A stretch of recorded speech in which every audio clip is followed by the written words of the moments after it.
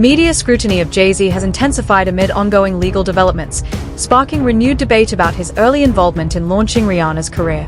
Commentators such as 50 Cent and Jaguar Wright have offered behind-the-scenes insights, raising questions about how these past connections intersect with his long-standing partnership with Beyoncé.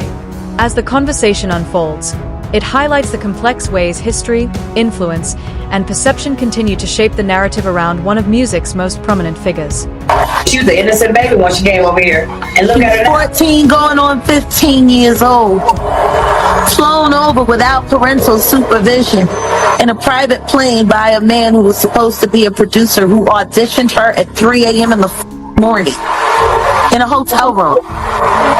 Auditioning at 3 a.m. in the morning, a 14-year-old girl. She was flown to another country. She was taken to Def Jam headquarters. She was left in a conference room alone with Sean Carter for nearly 6 hours alone with no parental supervision. Her father collected a $500,000 check. She has the fastest inked deal in Def Jam. The story of Rihanna's first record deal has always been told with a mix of tension and drama. Early accounts describe a whirlwind introduction that brought her to the US for high-stakes meetings, where navigating a major label opportunity at such a young age created an intense, pressure-filled environment. Though the details have been debated over time, the narrative continues to spark discussion about the challenges and pressures that young artists face when stepping into the spotlight for the first time. I sang Fun to Replay, I sang another ballad from the album last time. So then what did he say to you? He said something to you. Oh yes, he said, we don't sing songs here, we sing artists. And there was this little pause, and I was nervous. But then he said, and we're interested. And there was this sudden feel of relief. But then he said something about a window and a door or something. Oh, then he said, he did it hard. I did a lot of homework on you, this lady. He said, there are two ways to leave here, either through the door with the deal signed, or through this window, and we're on the 29th floor. So you was like, where's the pen? Where's the paper? I'm signing. Yeah. The audience is so uncomfortable. Like, I don't know if Tyra was trying to get that on the record, but my God, what Jaguar? He threatened her. This is her own words coming out of her mouth, and she was a kid at that time, correct? 15-year-old girl who had been flown to the United States without parental supervision or a chaperone, brought to a grown man's office in a large corporate Manhattan building. Everybody knew when she flew in. I was there the day she got signed. And Beautiful. when girl. I met her that day, I knew she was a star. Like, just her look, the way she walked into a room and her confidence, and she performed in my office. And she was what, 17 years old at that She point? was 16. 16, and she has the confidence of it. She's Yeah. like an old soul in a Yeah, sense, right? absolutely. So she walks in your office and what? She just belts out a tune? Belts out of tune, she performs, and I tell her, there's no way out of this office. I signed her that day. Wow. Work ethic, everything is there. So we signed her that night. We didn't let her leave the office. Really? To 3 a.m. was when that contract got signed. So from the meeting around 3, 4 in the afternoon, we signed it by 3 a.m. Wow. That day I was at. After Rihanna signed with Jay-Z, her career skyrocketed, but intense public focus on their professional relationship added new complications. Industry chatter frequently sparked dramatic rumors and personal speculation, even as both artists consistently denied any wrongdoing. Experts note that high-profile partnerships, especially those involving figures like Beyoncé, invite disproportionate scrutiny, often overshadowing the work itself. Similar waves of speculation have followed Jay-Z throughout his career, highlighting how quickly the spotlight can warp perception and ignite controversy, even in the absence of concrete evidence. A lawsuit accuses rapper Jay-Z of raping a 13-year-old girl in 2000 alongside Sean Diddy Combs. The lawsuit, originally filed in October, was refiled today to include Jay-Z as a defendant. The anonymous accuser claims the assault occurred at an MTV Video Music Awards after party. Jay-Z has denied the allegations in a statement on Roc Nation's Instagram, calling the accusations heinous and urging a criminal complaint be filed instead of a civil one. He also criticized the attorney behind the lawsuit, Tony Busby, accusing him of exploiting the case for personal gain. Inside the building, plaintiff recognized many celebrities as she entered what appeared to be a large living room or foyer containing a large crowd. Plaintiff attempted to mingle in the crowd and talk to several of the celebrities that she recognized and whom she wanted to see at the VMAs. days. Waitstaff circulated throughout the room, carrying trays of drinks, and loud music played throughout the venue. Plaintiff observed widespread drug use, including marijuana and cocaine. After attempting to talk to numerous celebrities, plaintiff accepted a drink from one of the waitresses, circulating the crowd. The drink was a reddish-yellow mixture that tasted like orange juice, cranberry juice, and something bitter. After drinking just a portion of that drink, plaintiff began to feel woozy and lightheaded, making her need to lie down. A photograph of an actual exemplar container used by Combs and/or his agents/employees to insert GHB into alcoholic drinks is seen below, and these are the photos included in the lawsuit that show a small plastic container that the plaintiff claims contained drugs at the party. The woman, remember, who claims she was 13 at the time, says she felt woozy and went to look for a place to lay down. Soon after, Combs entered the room along with defendant Carter and a female celebrity, Celebrity B. Plaintiff immediately recognized all three celebrities. Combs aggressively approached plaintiff with a crazed look in his eyes, grabbed her and said, "You are ready to party." Combs then threw plaintiff toward a wall, causing plaintiff to fall. Plaintiff got up and stumbled, at which point Combs grabbed her again and threw her on the bed. At that point, Carter began removing plaintiff's clothes as she grew more and more disoriented. Plaintiff was held down by Carter as he vaginally raped her, while Combs and Celebrity B watched. After Carter was finished, he stepped back toward the wall. Combs then stepped forward and vaginally raped plaintiff while Carter and Celebrity B watched. Combs then knocked plaintiff down and attempted to force plaintiff to perform oral sex on him. She fought back, standing up quickly and punching out at the same time, hitting Combs in the neck. Taken aback, Combs stopped his 50 Cent has publicly critiqued Jay-Z in recent appearances, including a conversation on Bad Boy TV, where he questioned some of Jay-Z's decisions while highlighting the immense pressures and expectations tied to industry influence. Rather than targeting him personally, 50 framed his comments as broader reflections on responsibility and the scrutiny that comes with power. His observations have fueled ongoing debates about industry culture, ethical boundaries, and accountability, adding a provocative new layer to conversations surrounding Jay-Z's legacy. Diddy and a teenager, 13-year-old teenager. And we were speaking about just the statement. Right. The statement, you were saying you felt like that was calculated. That was, yeah, the statement is something from, you can tell it was written by a lawyer. Because there's a point where it kind of gets aggressive. He says, like, you're going to find out, like how I'll handle this. Like, and that's an attorney want to be combative with another attorney. That's not like a publicist wouldn't say those things. This is on your this is on 50? Yeah, it says I don't know what's going on, but are we still gonna have the Super Bowl? I'm just asking for a friend. Yeah, I'm asking for Kendrick. You know, I'm just trying to figure out if we're still doing everything the way. Because look, they will fall back, but they like the NFL, they won't necessarily be associated to that. Right. Why do you not insert yourself, but you're on top of every topic, right? Yeah. I'm just watching. I'm participating. I'm being part of culture. I'm just telling my opinion. Right. Look, because you're part of the culture. Like I can't say anything now. I'm out of it. I'm like I'm going to Dre's studio and just sit with Dre alone. Right. And then, maybe I stay out of trouble. Conversations about Jay-Z's past have resurfaced following a newly filed lawsuit that has captured widespread media attention, prompting renewed reflection on how high-profile events and industry spaces were managed decades ago. While the claims remain allegations and the legal process is ongoing, the case has reignited discussions around accountability, the responsibility of bystanders, and how the entertainment industry addresses unresolved issues from earlier eras. Advocate for yourself and be a voice for yourself. You should never let what somebody else did run your life. A 38-year-old mother from Alabama who has filed a lawsuit accusing Sean Diddy Combs and Jay-Z of raping her when she was 13 years old is speaking out to NBC News for the first time. She asked us not to reveal her identity. What made you want to come forward and talk today? Because I think that I've been quiet long enough about what I've been through, and it's been hard enough to be quiet. But it's a chapter of my life that I'd like to close. You weren't scared to be all alone? No, with having autism is like feeling like you live your life in a shatterproof juggle ball. The world's on fire. The fire is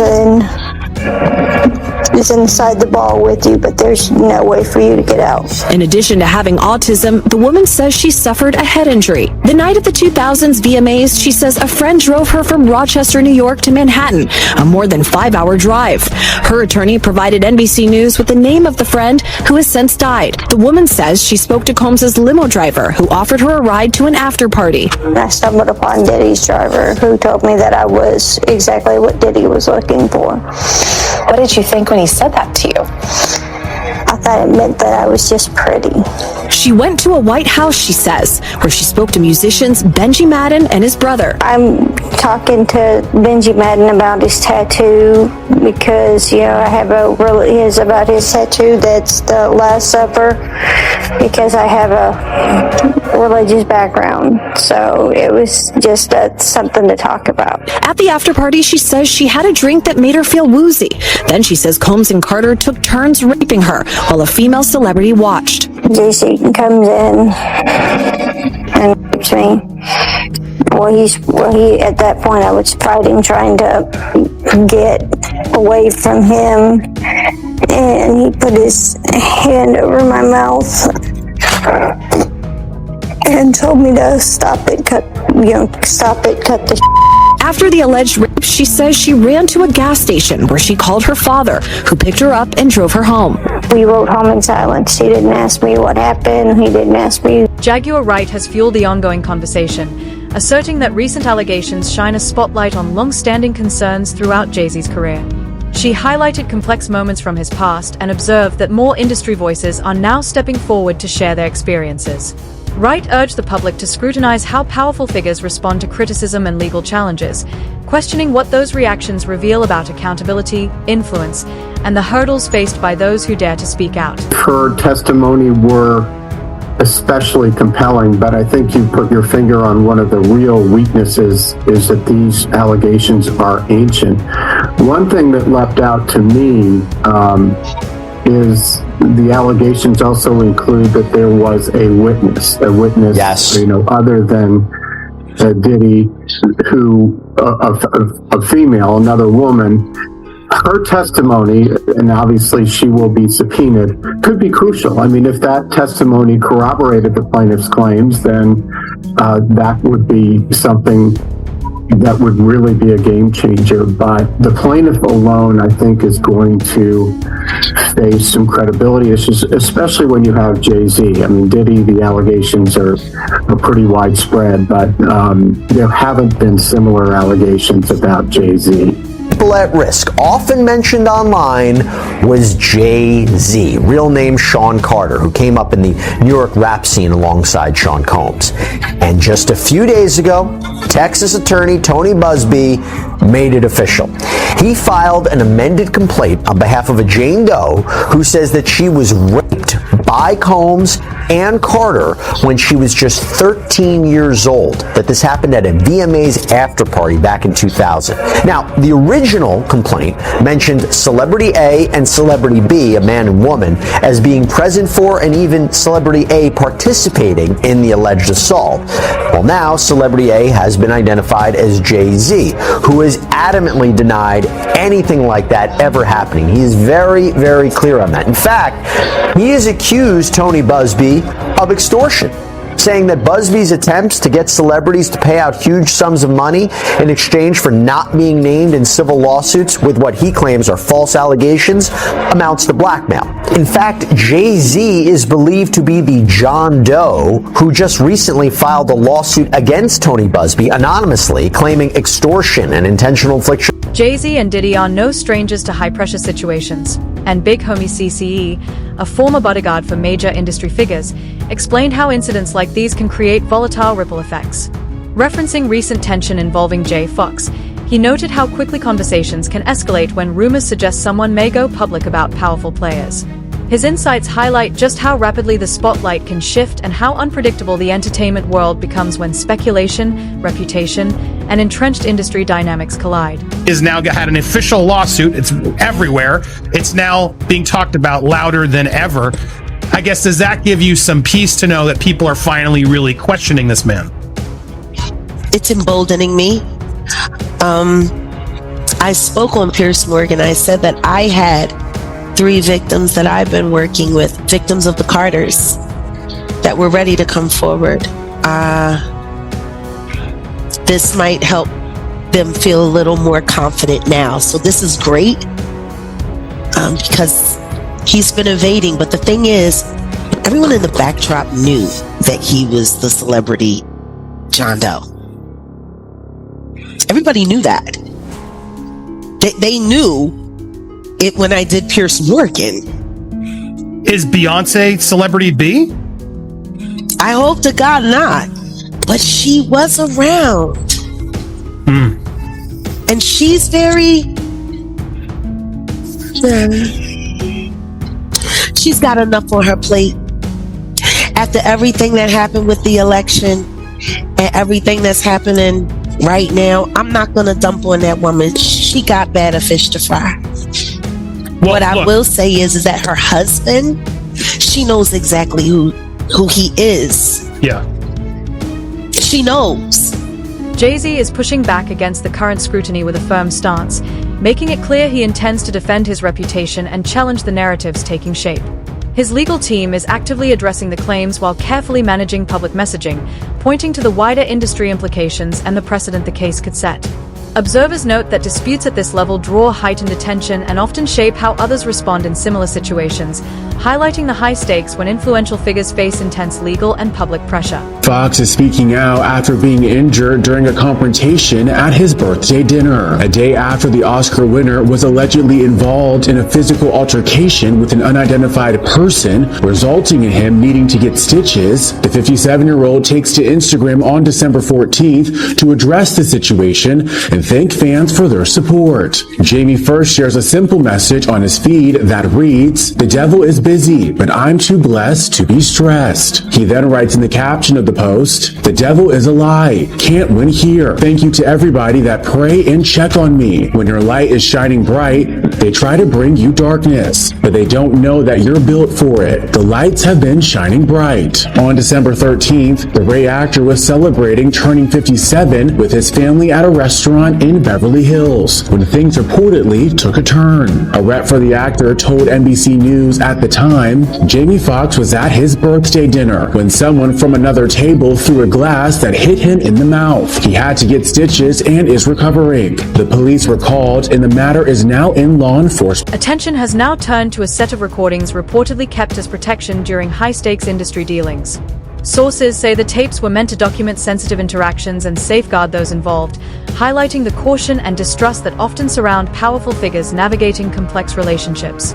Now in the hands of authorities, the recordings have drawn intense interest from investigators and the public, placing everyone connected under scrutiny and sparking widespread discussion about accountability, trust, and the high stakes of operating at the top of the entertainment world. Going after not only the attorney who filed the rape lawsuit against him and Diddy, that would be Tony Busby, the attorney, but also the accuser. And he has filed a new motion this morning, which we're going to get to in a moment, but basically he wants to level the playing field with the accuser.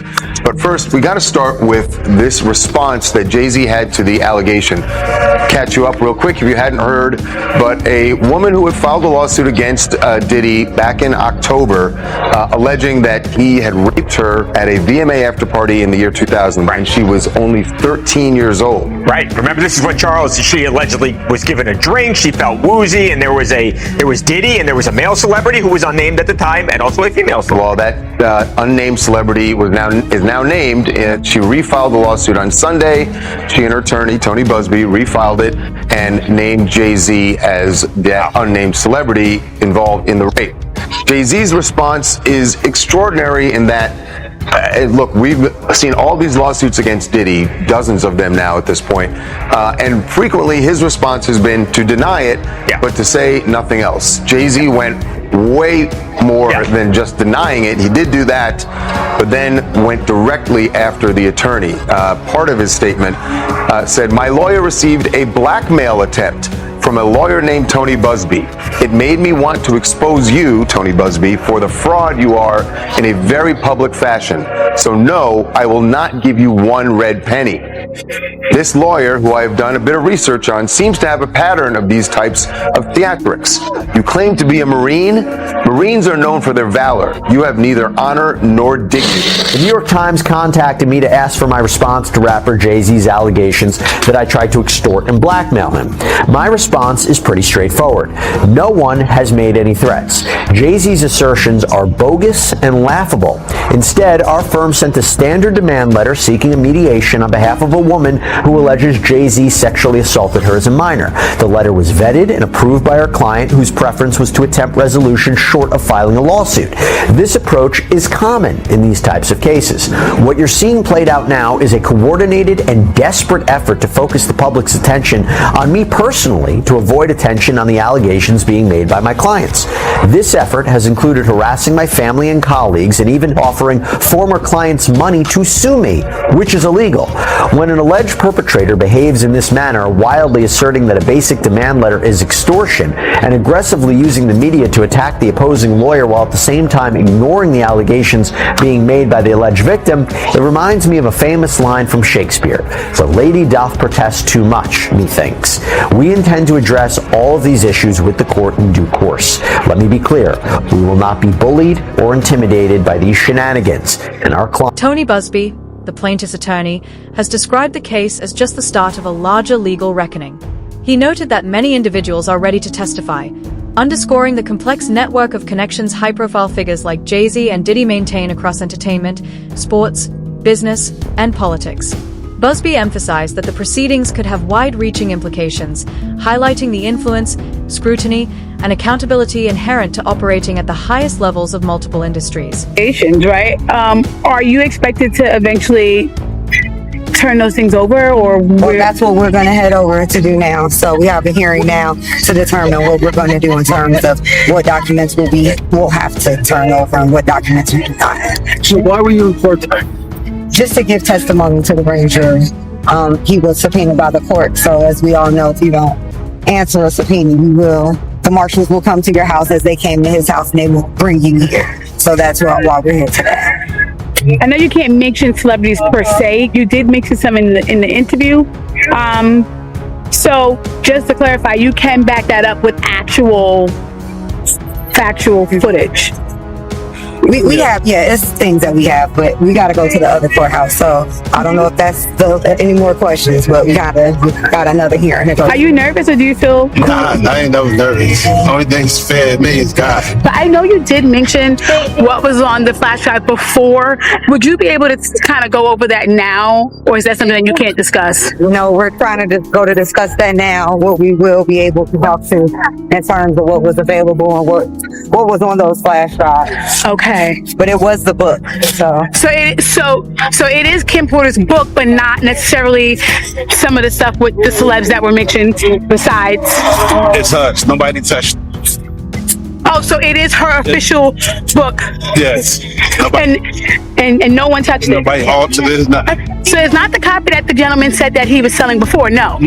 It's two different copies. That one was edited, and as new accounts and developments surface, the pressure on high-profile figures continues to mount, creating a charged atmosphere of scrutiny and accountability. Observers are closely watching how the situation unfolds and what it could mean for the reputations and careers of those involved. Could this become a turning point in how the industry handles complex legal and ethical challenges? Share your thoughts and join the conversation in the comments below. People in these lawsuits, we're not going to do it in interviews. We're not going to do it, without doing our due diligence, because obviously, these types of allegations are very hurtful to people if they're not true, and very hurtful, frankly, if they are true. But if they're true, you shouldn't have been in the room and you shouldn't have been participating. So I anticipate that we're going to start filing lawsuits, and it may not be big names at first, but we have a long list of names, and you might imagine in situations like this, that when a victim tells us that this person was in the room or this person participated, we want to do as much due diligence as humanly possible before we file that case, because in the United States, in almost every state, public filings are in fact public. And, when you name somebody in a lawsuit, the press is going to pick it up, and we're aware of that. So we're going to make sure that we dot our I's and cross our T's. And I expect that there will be some people named in these lawsuits that will raise some eyebrows. Another instance, another minor, told allegedly by Sean Combs that he would make him a star, but he needed to visit with him in private about it, away from his parents. Once they were in a private area, allegedly Mr. Combs made the victim perform oral sex upon him. Another incident, an individual 15 years old at the time, flown to New York City to attend a party, was drugged, and then taken into a private room, allegedly in the presence of Mr. Combs, where this female individual, minor, was raped, and then other individuals took turns raping her. Another individual, 26 at the time of the occurrence, was picked up allegedly by Mr. Combs and several other people in a black SUV from the airport.